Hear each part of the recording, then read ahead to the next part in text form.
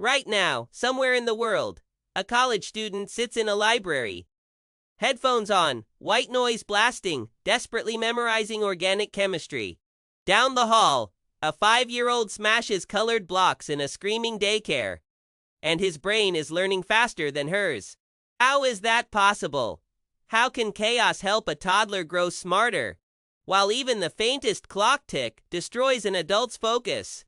Here is what most people believe. Silence is golden because your brain works best with absolutely zero sensory input and zero distraction. Strip away every sound, every flicker, every distraction, and your mind becomes a clean white page ready to absorb anything. Sounds logical. Teachers say it. Parents say it. Entire industries sell foam earplugs and soundproof panels based on this widely accepted but incorrect idea. But it is wrong, dead wrong. Because if pure sensory deprivation were the secret to learning, then an isolated mouse should be Einstein. Instead, it turns out to be exactly the opposite. Chaos, richness, and stimulation are the real secret ingredients for a growing brain. Scientists raised mice in 2 radically different worlds. One group lived in a plain cage with nothing to see, hear, or do.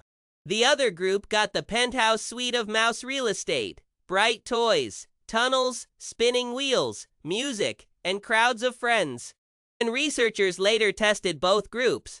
The mice from the rich, noisy, chaotic environment crushed it on every single cognitive measure.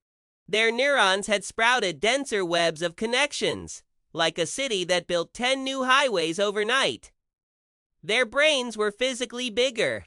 That finding inspired legendary educator Maria Montessori to champion multisensory learning. Let children touch, see, hear, and move all at once.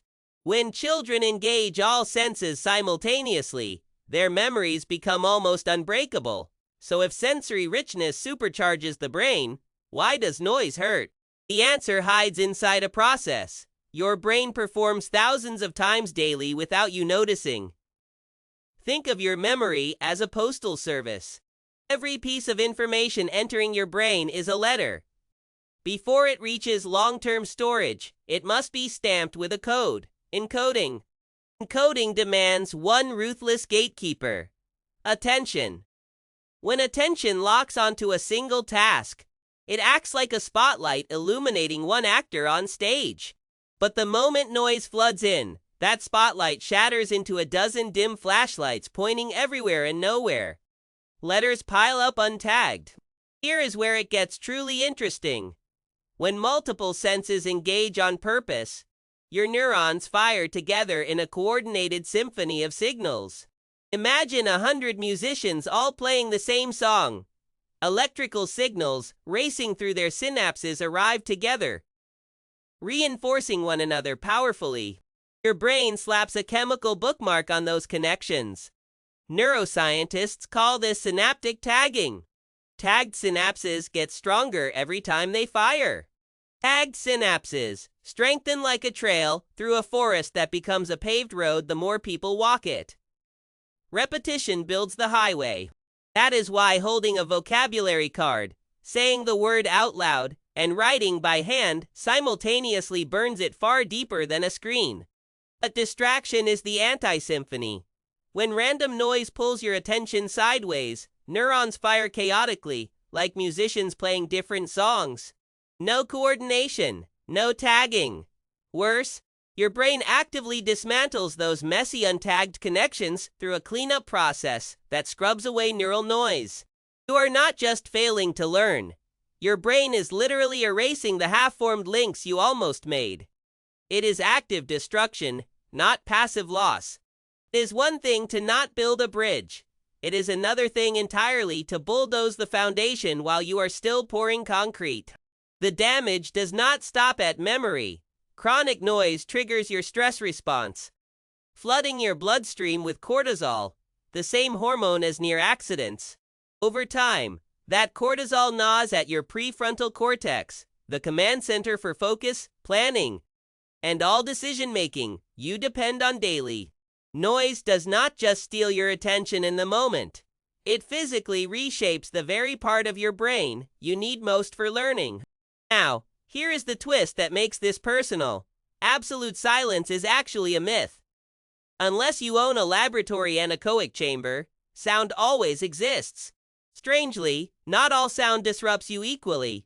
You can tune out a roaring jet engine for hours, yet a dripping faucet at night breaks you.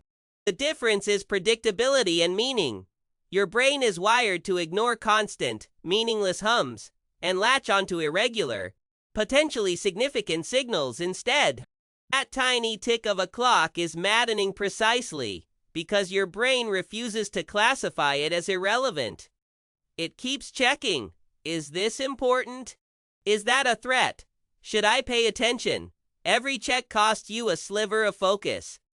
Tiny interruptions accumulate into massive cognitive drain over time. So the next time you sit down to study, remember the mice. Sensory richness is not your enemy, chaos is. These are very different things. The goal is not to silence the world. Make every signal reaching your brain play the same song, marching toward the same memory. Wrap your hands around the material. Say it out loud. Draw it. Build it. Move it. Engage every sense with purpose and intention always. And then guard that spotlight of attention like your grade depends on it.